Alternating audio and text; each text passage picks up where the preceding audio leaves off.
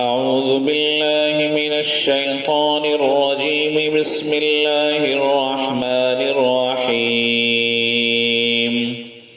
يا أيها النبي لم تحرم ما أحل الله لك تبتغي مرضات أزواجك والله غفور رحيم. قد فرض الله لكم تحلة أيمانكم والله مولاكم وهو العليم الحكيم. شروع اللہ کے نام سے جو بڑے مہربان نہایت رحم والے ہیں. یہ سورۃ تحریم مدنی سورت ہے. 12 آیتیں، 2 رکوع، 247 کلمے، 1060 حرف ہیں. شان نزول کے بارے میں 2 باتیں لکھی ہیں. ان میں سے ایک یہ ہے کہ جیسا کہ حضرت عائشہ رضی اللہ عنہا سے صحیح بخاری میں اور دوسری حدیث کی کتابوں میں مذکور ہے کہ رسول اللہ صلی اللہ علیہ وسلم کا معمول شریف تھا کہ عصر کے بعد کھڑے کھڑے ازواج مطہرات یعنی بیویوں کے پاس تشریف لاتے. ایک بار حضرت زینب رضی اللہ عنہا کے پاس معمول سے زیادہ ٹھہرے اور شہد پیا تو حضرت عائشہ رضی اللہ عنہا کہتی ہیں کہ مجھ کو رشک آیا. میں نے حفصہ سے مشورہ کیا کہ ہم میں سے جس کے پاس تشریف لائیں وہ یوں کہیں کہ آپ نے مغافیر نوش فرمایا ہے. یہ ایک گوند ہے جس کی خوشبو اچھی نہیں معلوم ہوتی. چنانچہ ایسا ہی ہوا. آپ صلی اللہ علیہ وسلم نے فرمایا کہ میں نے تو شہد پیا ہے. ان بیوی نے کہا کہ شاید کوئی مکھی اس کے درخت پر بیٹھ گئی ہوگی اور اس کا رس چوس لیا ہوگا.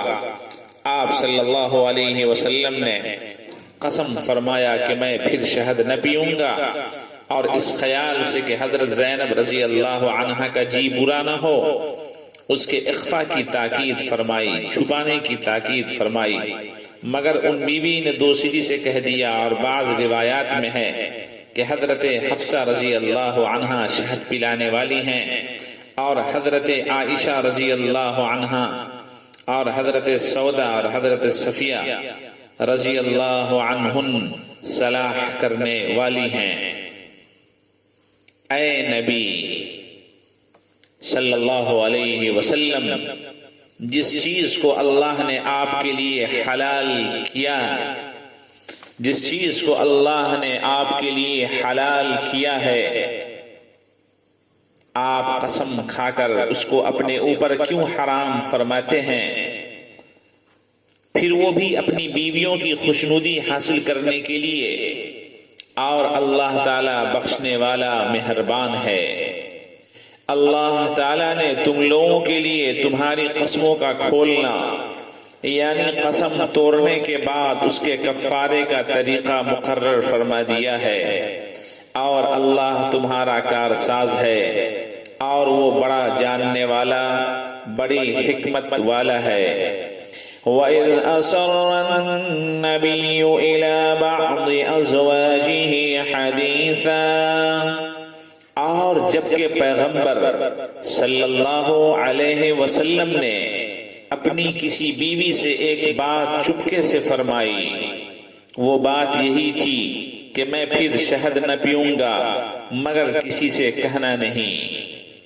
پھر جب اس بیوی نے فَلَمَّا نَبَّأَتْ بِهِ وَأَظْهَرَهُ اللَّهُ عَلَيْهِ عَرَّفَ بَعْضَهُ وَأَعْرَضَ عَنْ بَعْضٍ، پھر جب اس بیوی نے وہ بات دوسری بیوی کو بتلا دی اور پیغمبر کو اللہ تعالیٰ نے بذریعہ وحی اس کی خبر دی تو پیغمبر نے اس ظاہر کر دینے والی بیوی کو تھوڑی سی بات تو جتلا دی اور تھوڑی سی بات کو ٹال گئے.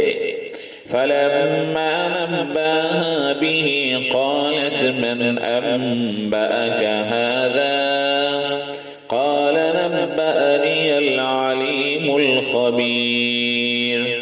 سو جب پیغمبر نے اس بی بی کو وہ بات جتلائی، وہ کہنے لگی کہ آپ صلی اللہ علیہ وسلم کو اس کی کس نے خبر دی؟ آپ نے فرمایا کہ مجھ کو بڑے جاننے والے، خبر رکھنے والے یعنی خدا نے خبر دی۔ ان تتوبا الى اللہ فقد سغت قلوبكما وان تظاهرا عليه فان اللہ هو مولاه وجبريل وصالح المؤمنين والملائكة بعد ذلك ظهير۔ اے پیغمبر کی دونوں بیویوں، اگر تم اللہ کے سامنے توبہ کر لو تو تمہارے دل مائل ہو رہے ہیں، اور اگر اسی طرح پیغمبر کے مقابلے میں تم دونوں کارروائیاں کرتی رہیں تو یاد رکھو پیغمبر کا رفیق اللہ ہے اور جبریل علیہ السلام ہے اور نیک مسلمان ہیں، اور ان کے علاوہ فرشتے آپ کے مددگار ہیں۔ مطلب یہ کہ تمہاری ان سازشوں سے آپ صلی اللہ علیہ وسلم کا کوئی نقصان نہیں بلکہ تمہارا ہی نقصان ہے۔ عسى ربه إن طلقكن أن يبدله أزواجا